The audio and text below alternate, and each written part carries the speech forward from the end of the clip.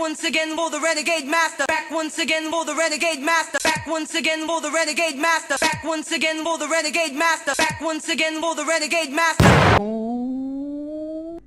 Hello my renegades, and we are back to Love Island USA, and we're on series 5 episode 10. And before I get into it, as I always say, please hit that subscribe button, please hit that notification button, and do what you do. Right, so let's get into episode 10. So as we know from the last episode, Carmen and Victor were waiting for the dreaded decision of what was going to happen. And then we also knew that Bergie basically said that he really wanted to put his all into Carmen because he felt that Carmen had picked him when it came to the challenge. So we don't see who actually changes their vote until they speak about it afterwards.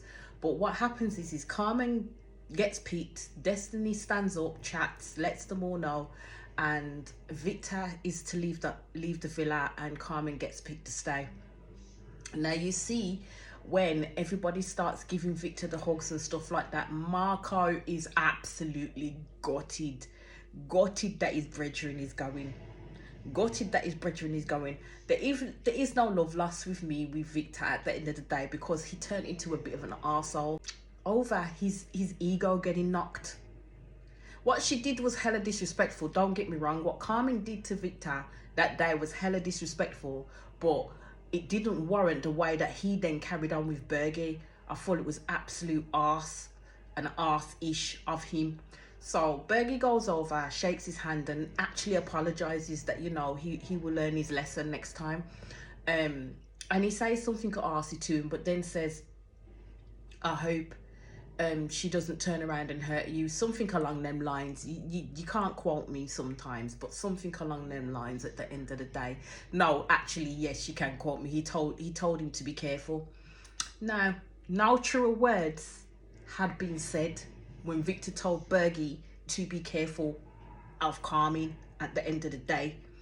So she's there talking to people now because Destiny was the one that changed her vote basically to keep Carmen in. So I'm thinking to myself, right, you've realized now that it's Bergie who literally fought for your ass to stay in the villa, and that's why Destiny changed her vote for you, and Destiny let you know this. So Carmen knew straight off the bat when Destiny told her that it was for Bergie at the end of the day that she changed her vote. Carmen knew how serious Bergie was at that point, and she led him down that path. Let's not forget, Carmen led Bergie down that path. So then why tell me, when is it that she speaks to Hannah, and Hannah puts her on game to tell her that if it wasn't for Bergie, you wouldn't be here at the end of the day. And then Carmen turns around and starts finding an issue with Bergie in the fact that she didn't like the fact that when she went to go get Victor, he stopped her to give her a compliment as, oh, you're the strongest woman I know. And she didn't realize what that meant, and then he sat back and let her fight his battle for him. No, let's get it right, Carmen. Let's get it completely right. It wasn't Bergie's battle at the end of the day, because at the end of the day, you was the one that started the shit with Victor by choosing Bergie. You made Bergie believe that there was something there between you two. Bergie actually was coming to you to find out if there was any truth in what Victor was saying about the friendship thing, because you told him there was no truth in it. And then when he tried to speak to you, you then decided in your infinite wisdom that you was going to call Victor when Bergie actually asked you, please don't do that. So it weren't about you putting out fires for Bergie at the end of the day. You decided to make choices that suited you, and now you're trying to put it all on Bergie about, I don't know if that's the type of man that I want to be with or should be in a relationship if he doesn't have my back. How about you shut the fuck up? How about that? How about you shut the fuck up? And now it's at that point, even though I don't like Victor, after the way that he treated Bergie, it's at that point that I realised, oh shit, these people made the wrong decision. like full on made the wrong decision, because literally Carmen is playing in everybody's faces like it's a motherfucking sport and she's about to win the gold medal. So then it moves on to Leo and Anna having a discussion basically, and Anna just putting Leo on point to tell him that she should have been at least warranted a chat especially from him, because he was the one that was coupled up with her. So in all intents and purposes, he should have spoke to her first before he even went and got pulled off to the corner by Kassy. At the end of the day, he owed her that respect and he didn't give her that respect, and she's saying she would have gave him that respect at the end of the day if the roles were reversed, which it kind of was done in some instances between them two. The roles were reversed. So basically, by the time that conversation finished, Anna had completely just ended it with him, because at the end of the day, she's not going to be made to look like an idiot by people. And that's the thing with Anna, she will literally probably stand by what she said. Unlike Kassy, who literally says something, don't stand by it, and the next minute you know she's taking the man off another woman again. She literally has not learned no lessons in any way, shape or form.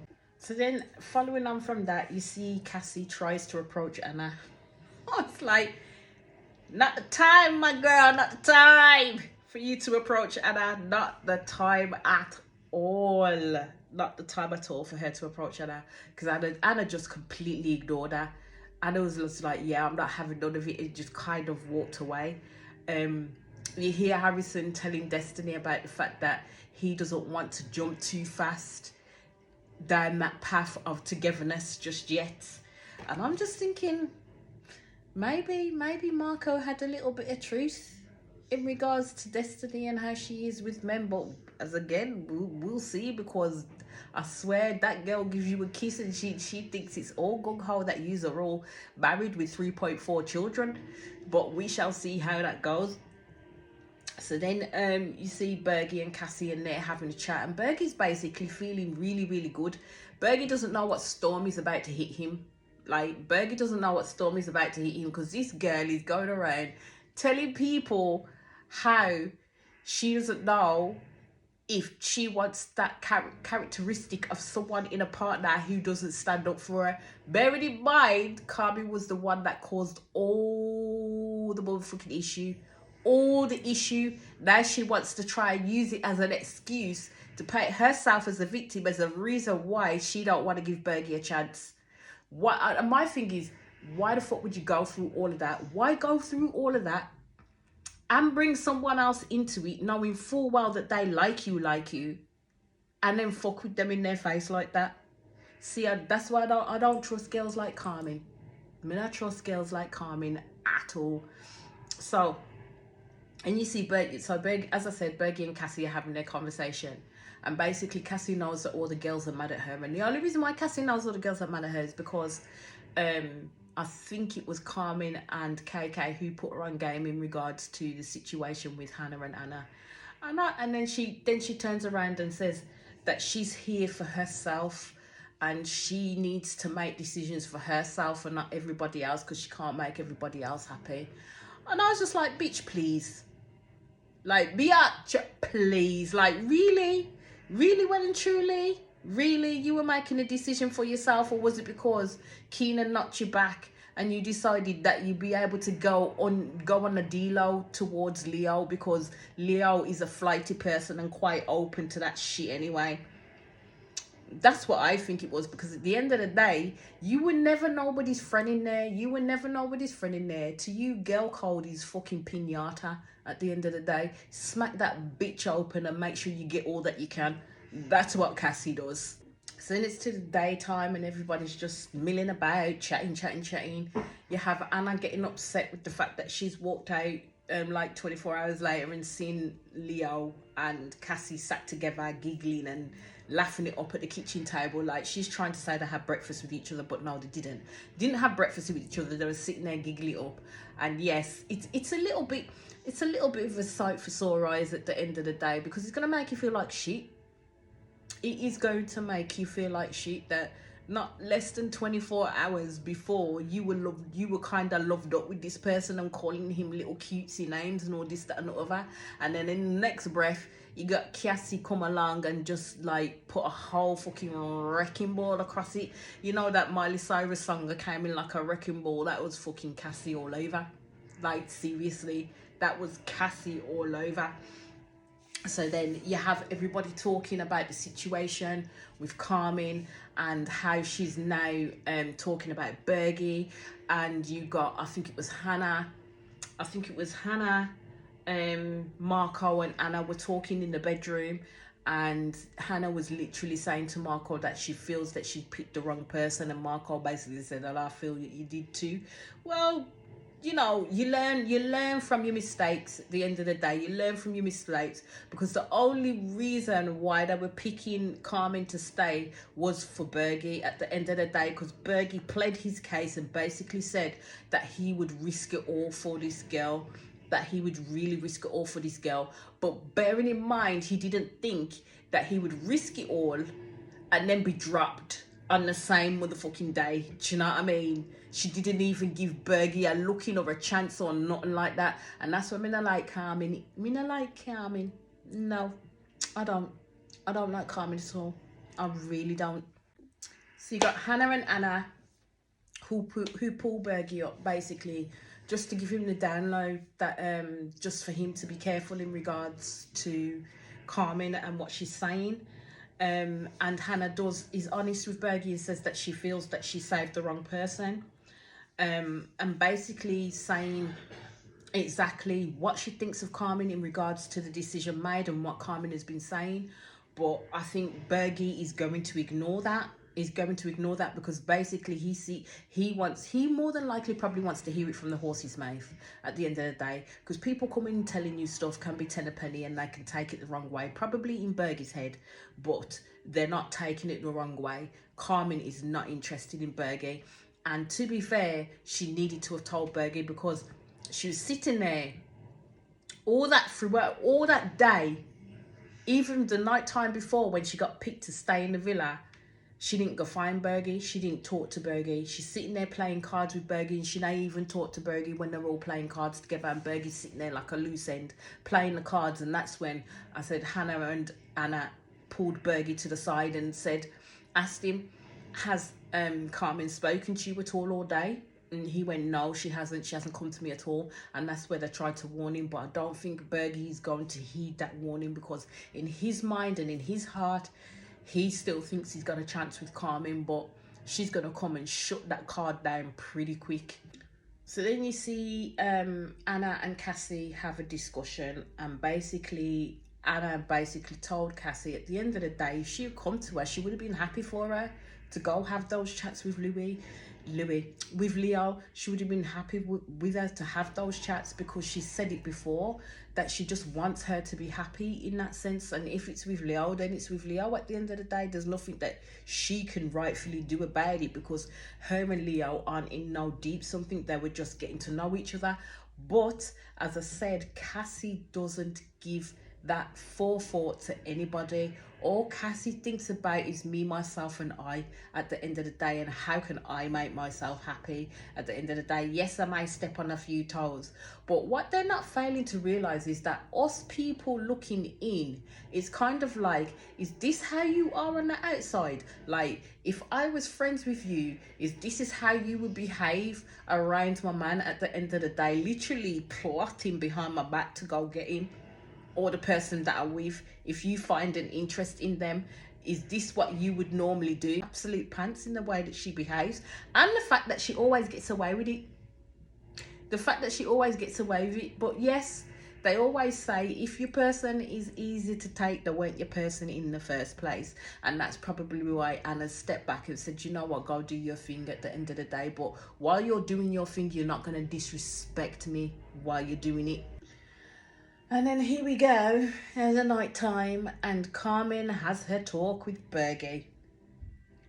Pulls Bergie and has a talk with Bergie, and basically friend zones Bergie at the end of the day, saying from here on out she just wants to carry on as friends. That that's what she wanted to do in the first place. That is what she wanted to do in the first place.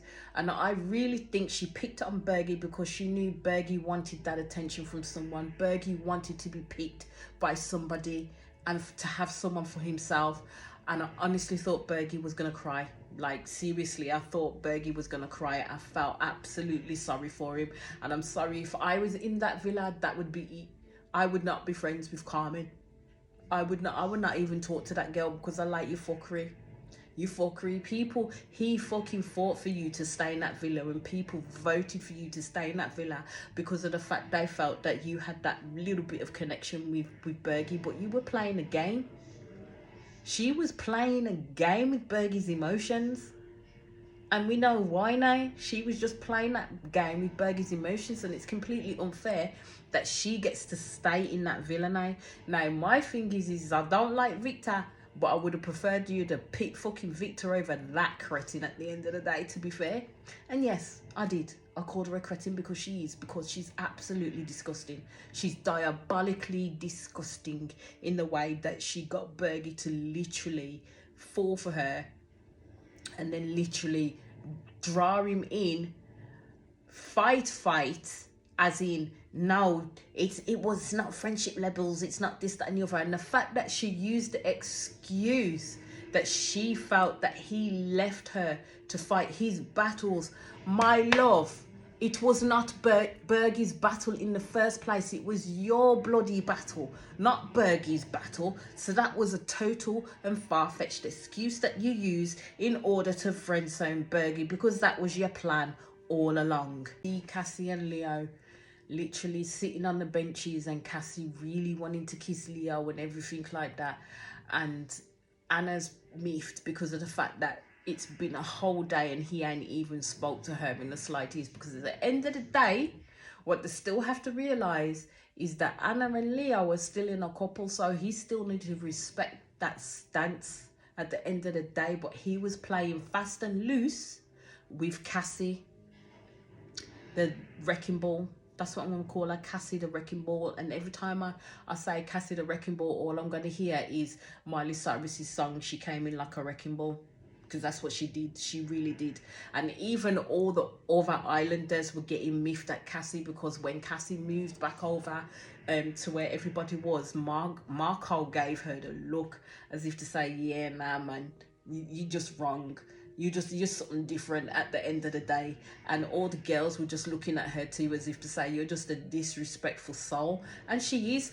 Her, Carmen, and Leo are disrespectful souls. Like, honestly, disrespectful souls. And the way that they're behaving in the villa is telling me this is how they function in real life. This is how they function in real life. It don't just change up like that in the villa. It just becomes, the behaviours just become amplified. How they react and deal with shit becomes amplified. So this is how they act in real life. That's how I'm viewing it anyway. But as it is coming to the end of the episode. Marco and Hannah are basically saying that they're attracted to each other, and Hannah has said that she's catching feelings for Marco, and Marco said likewise, and that he is emotionally attracted to Hannah as well. And then a text comes through with the hideaway, and Keenan and KK get to go in the hideaway, and my God, the outfit she had on, like for real, the outfit she had on. But we'll chat more about that in the next episode. And then there's going to be 3 new islanders coming in, called Jonah, Emily, and Kenza. So I shall leave it there, my renegades, and everybody else that comes in and views and listens. Please hit that subscribe button. Please hit that notification button so you know when I am back on and doing videos. And I shall speak to you all soon. Peace out.